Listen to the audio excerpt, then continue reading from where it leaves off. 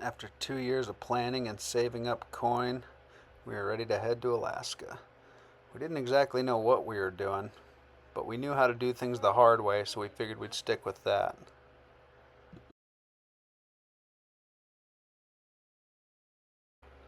We were limited to 100 pounds each of gear and food for 12 days of floating, plus a little bit of extra stuff that our transporter would provide for us. Made it up to Anchorage without an issue. Well, I made it to Anchorage. The obligatory massive moose in the Anchorage airport. World record, 74 inches. We're gonna shoot one half that size, be pretty stoked.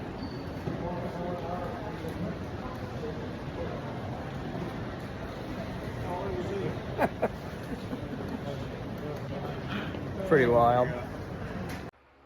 Had a pretty painless flight from Anchorage over to Bethel.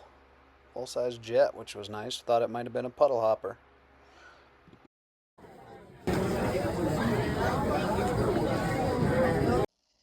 For logistics and transportation, we heard that you get what you pay for in Alaska, so we used Papa Bear and the chief pilot, Justin, and they took great care of us, getting us safely in and out of the bush. And just a seamless logistical trip the whole way with those guys, and we were super happy that we chose them. Just rolled into camp, Papa Bear. Good start. Yeah. You gotta come to the pile first thing. It's the first thing everybody does. Yeah, good looking pile so far. Here's our lake we'll take off from. A couple rafts ready to rock. Made it to camp, getting all our stuff together. Here's some of the stuff we're gonna borrow. And then all the stuff that we brought with us. Piles and piles and piles of gear. Gotta get it all on that scale over here. Make sure we make weight. But should be pretty good to go. The night before we flew out into the field, we got our first look at the kind of country we'd be hunting. It looked a lot better than we thought. We were actually going to have some elevation to work with in glass, with the river down below it all. And then we kind of started realizing how skinny the river was going to be, but had no idea quite yet how skinny it was going to be. Here's the view out our bedroom window. Day 0 today. Gonna hop in one of those bad boys and try to kill a couple moose. Rob just taking a little adventure there. And then our new friends that we met last night hooked us up with some beef jerky.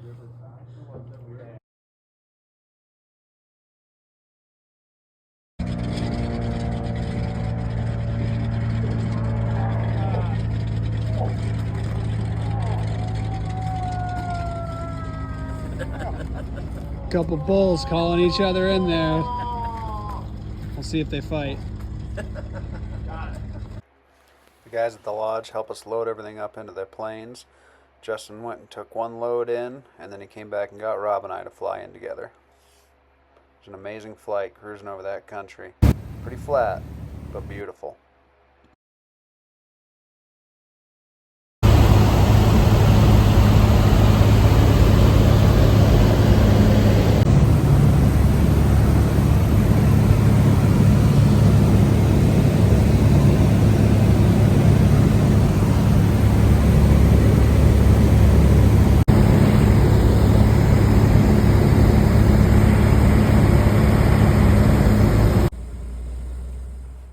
This was the first time we ever experienced taking off or landing on water. So to land on this little strip right above where we were going to be hunting was amazing. Our pilot was top notch, and we were super grateful that he could get us in here.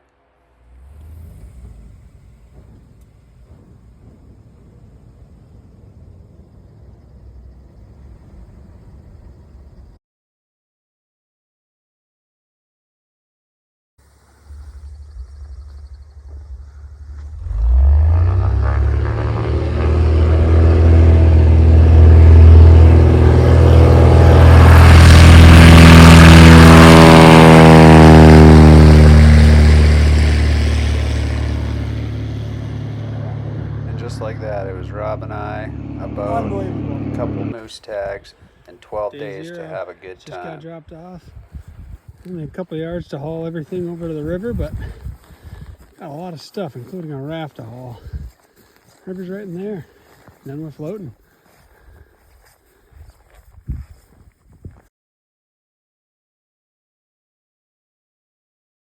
In a couple hundred yards to get down to the river, we quickly realized how spongy this tundra was and how slow you moved walking through it.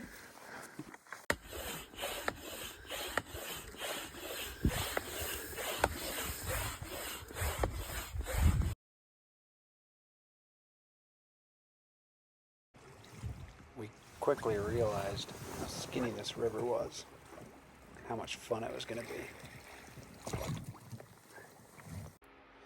Well, we poked around on either side of the river for a little bit trying to find a great place to set up, and everything was just spongy tundra. So we found the best we could and ended up being pretty nice. Stayed there for a few days. First morning we can hunt. Just doing some calling. Got some good country.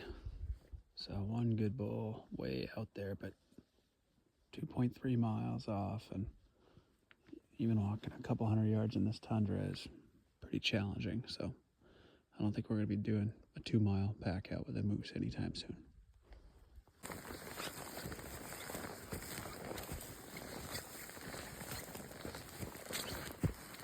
Slow moving in tundra country.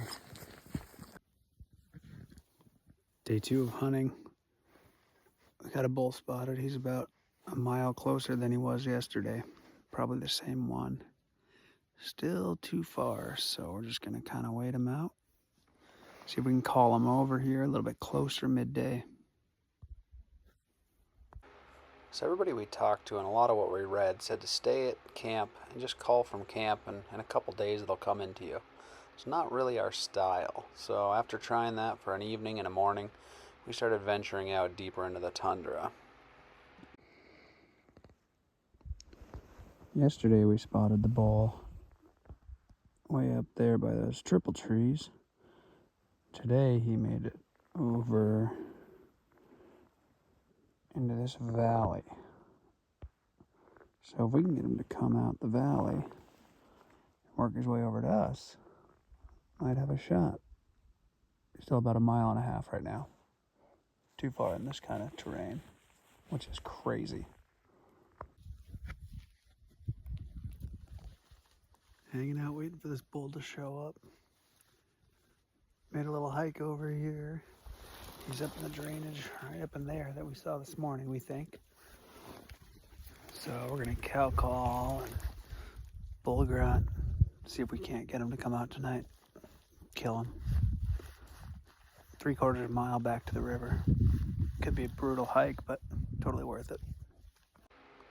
As we called during the evening, we thought that surely something would pop up in these little trees and take a look at where the sounds were coming from.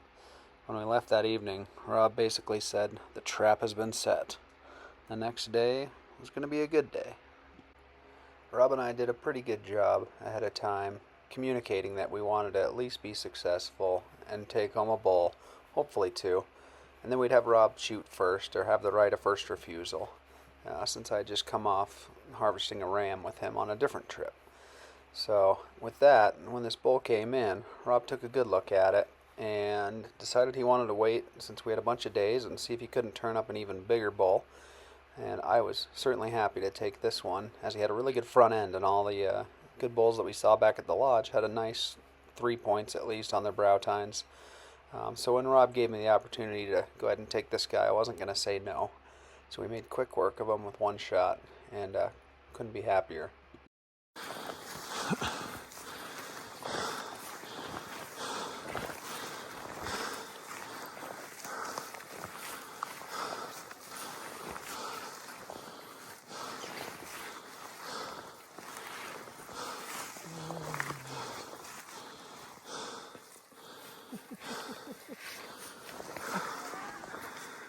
Look at the size of this thing.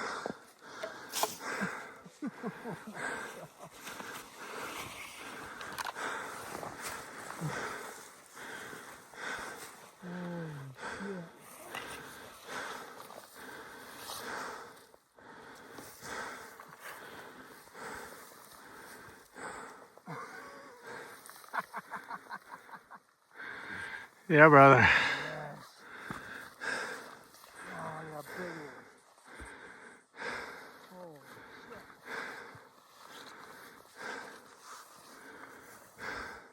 People aren't kidding, they're pretty big.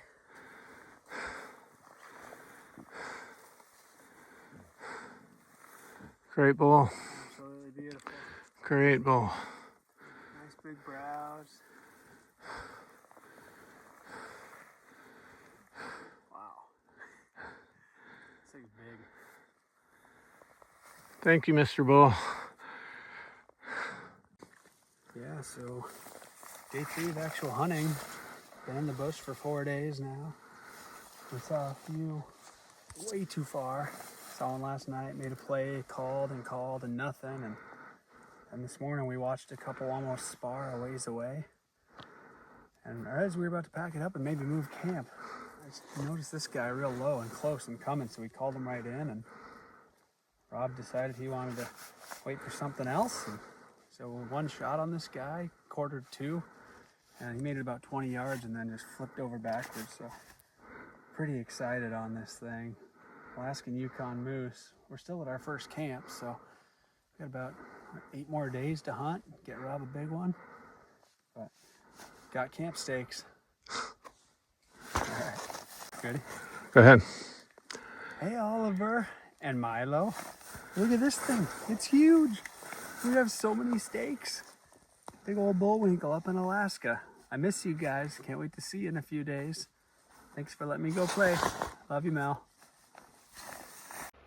We took our sweet time taking a bunch of pictures and just admiring the sheer size of this thing. So much bigger than even big bull elk that we've taken apart before. So even moving the head around took 2 people to get it propped up, and we just kind of really soaked it in. We had perfect weather, and we just couldn't be happier that we accomplished our first bull and still had plenty of days, but still a lot of work ahead of us with a giant pack out. Once we got the bull broken down, we were able to cut down some small trees and prop up the meat for airflow underneath with a lightweight tarp over the top for sun and rain to get that meat cooling as quick as we could while we took turns shuttling this meat back to the river. Day 4. Got 1 bull down. First load out. We think we can do it in 4. Brought my trusty horse, Rob. Should have brought a bigger horse. Should have brought a bigger horse. We'll see what happens. Everybody kind of told us don't shoot them off the river because you can't pack these things out very far. Turns out the hardest part was just dealing with the spongy tundra and the fact that we were in waders and wading boots the whole time. Best horse a guy could ask for, Rob Jensen. Trip number 2. Getting this bull out of here. At least 2 to go. Just trucking. The pack out ended up taking us about 13 hours with 4 total trips to move all this meat back to the river, and we were fueled by bars, caffeine, the occasional touch of Fireball back at the boat, and at one point Rob thought it'd be a good idea to mix instant coffee with an Element hydration packet, which was a curious flavor but did the trick.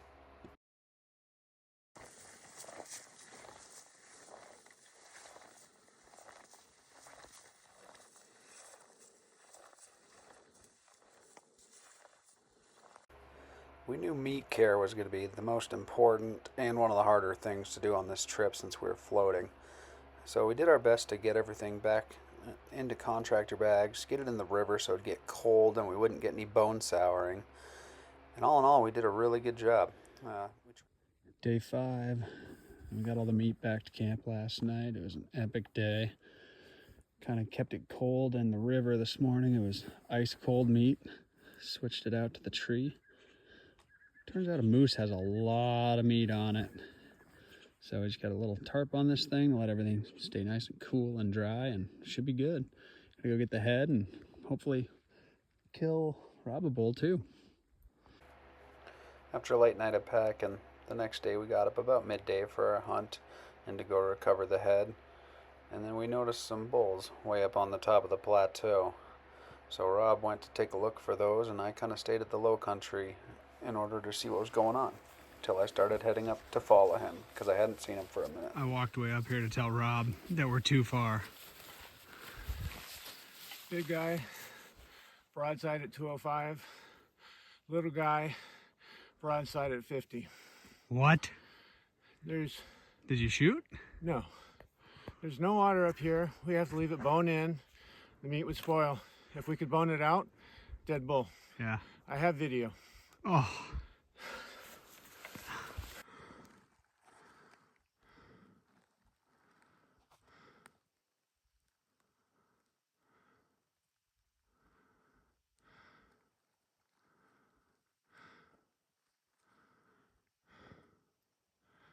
He's 205 away. Can't shoot him too far.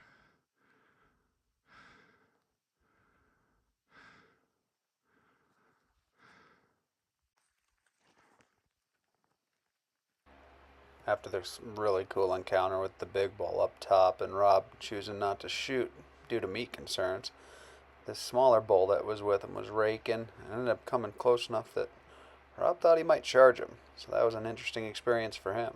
150 yards away. Can't shoot him. He's too far.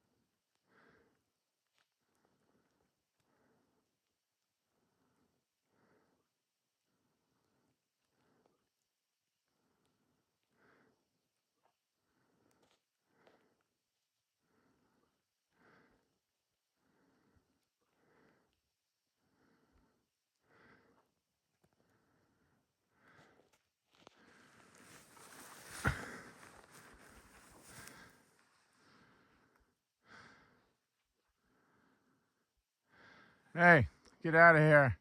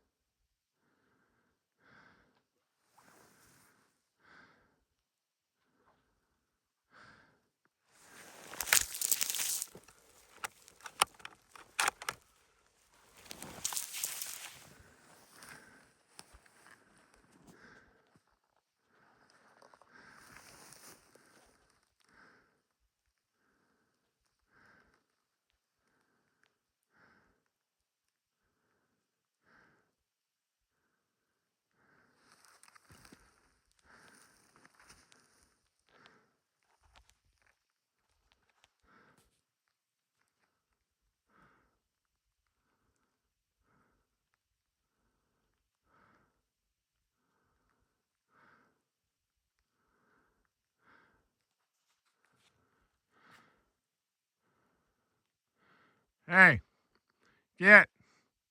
get out of here. Get out of here. Last year, Rob had a few moose encounters, including one at about 8 yards where he had to bear spray the moose, so he wasn't taking any chances up in Alaska.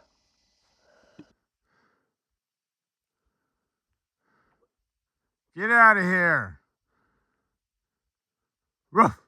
Ahoo! Ahoo! Ruff. Ahoo! Rob's not too scary on his own, but we did see some wolf footprints in the country, so we figured the moose wouldn't like those. Ahoo! Ruff, ruff, ruff, ruff. Get out of here.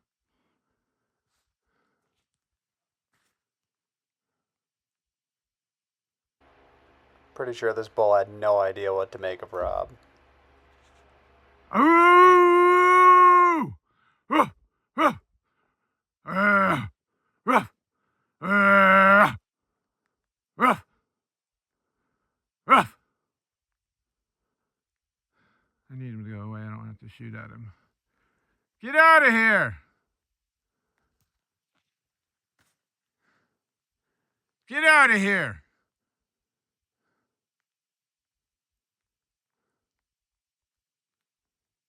Get out of here!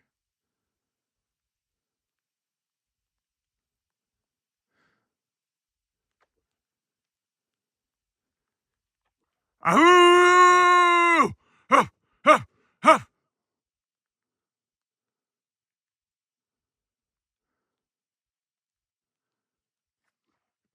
50 yards away, 40 yards away.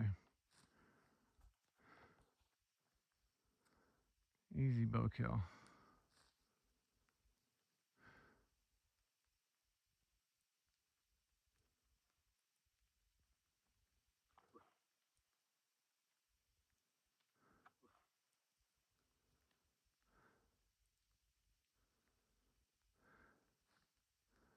All right, I'm gonna walk out of here.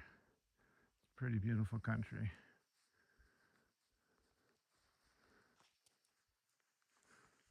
That bigger bull went over there.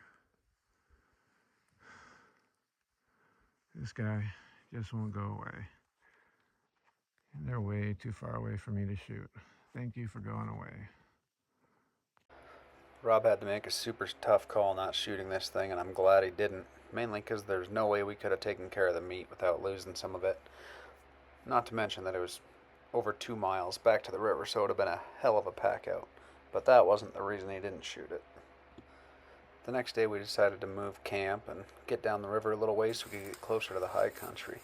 Made it all at 200 Moving camp yards came with down its to own our first challenges. camp. Had to do our first portage over that thing. Load it up, unload it, load it back up.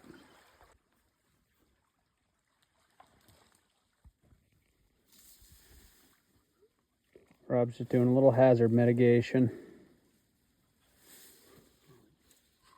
2 complete portages so far. Day 6. Good work, Robbie.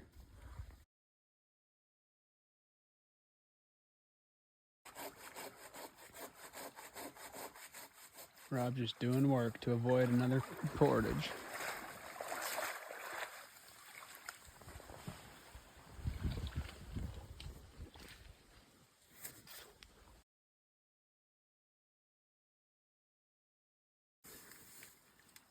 Well, I don't think we can cut our way through this one. She's a little big, so we might have to camp here for the night, try to get an evening hunt in. Second meat pole. Long day cutting our way down a skinny river today. Meat's still nice and cold, luckily, so doing something right. Gotta get a tarp over it and be good for the night. Rob's out hunting, looking for a moose. Kind of going the direction he saw that big 55 pluser last night. Camp number 2. Got a big old jam right there, so figured it was time to camp out. Rob's out for an evening hunt. Got a couple nice tents set up. Probably stay here at least 1 or 2 more nights and maybe get another bull on the ground. Absolutely beautiful out here. The weather has been spectacular. The log jams, also spectacular. On to day 7, Rob's out looking for another bull. I got to kind of hang out at camp today and take care of the meat. So, a couple contractor bags so it doesn't get wet, and sink it in the river. Water's probably below 40 degrees right now. Tie it off, and so far it's been really good. A little bit of citric acid on there. Fun fact, citric acid finds all the little cuts in your hands pretty quickly. I'll let you know where they are. After a couple slow hunts not seeing any moose, we decided to move down the river so we'd be closer to getting out if we needed to emergently get the meat out of the back country. And luckily not as many portages, but still a lot to be cut out. Oh, we made it to the main river after a very tightly choked river. This one feels amazing. Much bigger, less logs. See, Rob can pick up a fish or two. Unlikely, but worth a try.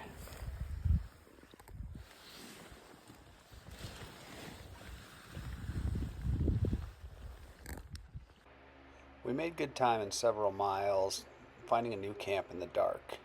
Got a meat pole set up, and then early up the next morning to keep making our way down the river, which had slowed down quite a bit to almost flat water. With only about 3/4 of a mile to go to the take-up point, Rob noticed a bull in the brush, so we cruised over to see if we could turn him up. Eventually we got Rob up into a tree so he could see a little bit better, and he had a cow and 2 calves milling about pretty close, which is a really amazing experience. This calf started working closer to us and was probably about 12 yards at one point, which is a little close for comfort, seeing that we are now between the calf and the mama. But she didn't seem to care that we were there. They're just not too pressured up there, so a pretty awesome experience to see it that close.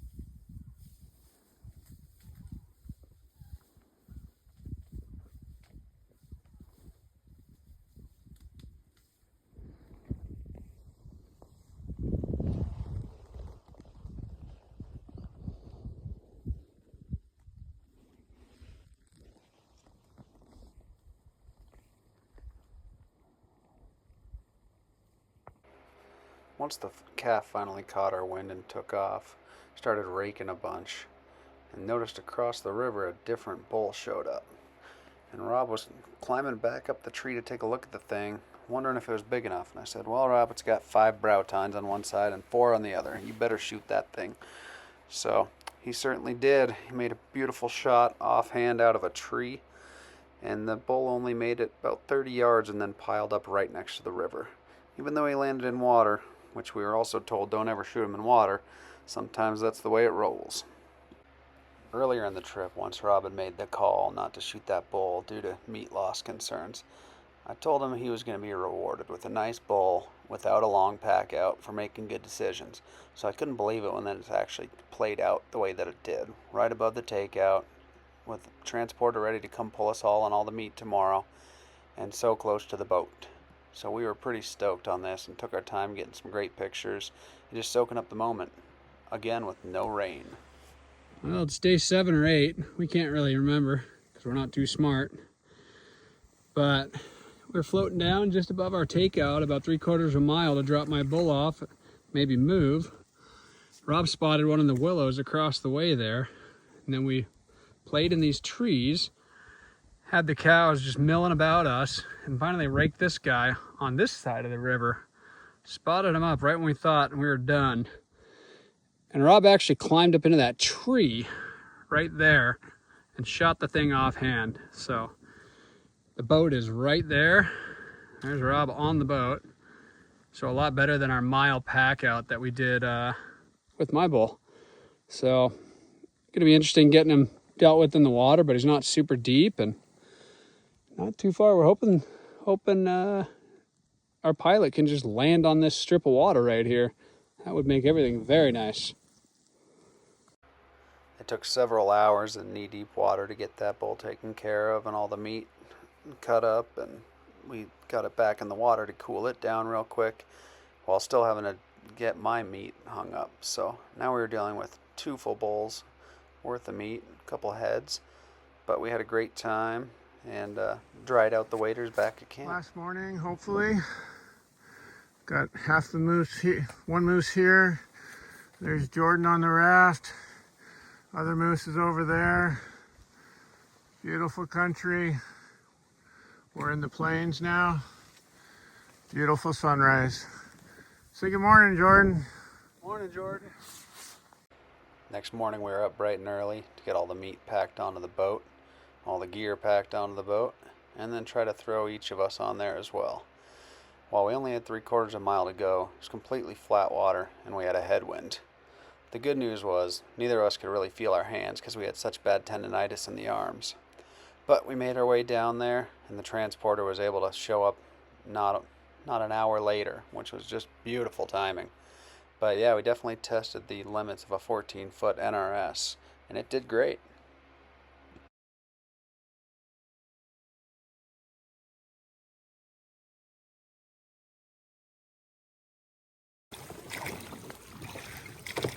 How much meat do we have on here, Jordan? A lot. 1,600 pounds plus meat and bone. Plus all Jordan's gear. He way overpacked. Thankfully, I packed light. Sure, buddy. Can't believe we pulled this off. And our trusty steed, Moose Winooski, the raft. We're going downstream, but we have a headwind, so the wind would push us upstream. Thus, Jordan paddling like a mofo. Good times. 0.75 miles, Jordan. You've gone 25 yards. Beauty. We took turns rowing down the last little bit of the river and made it to the pickup point where we thought the pilots would land. Had a great little area for them to land and started unloading all of our gear and all the meat. And they were there pretty quick, so we had to kind of haul. Here comes our ride. Getting it all broke down. Whole pile of gear and meat. It was a pretty awesome experience hearing and seeing our beavers show up after 9 days in the back country with all this meat to take care of. They were able to land safely and get both of us out there. They brought 2 aircraft to get us in and out of there. And then before we knew it, we were back on our way to Bethel. Well, we made it safely back to the lodge, and then came the work of deboning all the meat and getting it all packaged up into fish boxes to ship down to the back home. There's also some pretty awesome racks that had already been wrapped up, and which we had to do as well with ours before getting shipped back home. There's a gear pile there. Taking off. Here are all the moose getting ready to be sent back home to all the guys. We're heading to get a pizza. Shipping everything home was pretty easy, and our transporter was able to get everything to the airport, and we got it all home, and all the meat just looked amazing. What are you eating? Moose. Is it good? Yeah. You like it? Yeah. Should I shoot another one? Yeah. All right. What does Mama think about that? Of course. We had an amazing experience, and we were super grateful for the wives for holding down the fort and watching the kiddos, and all of our family for supporting us while we went and played in the woods. Can't wait to go again soon.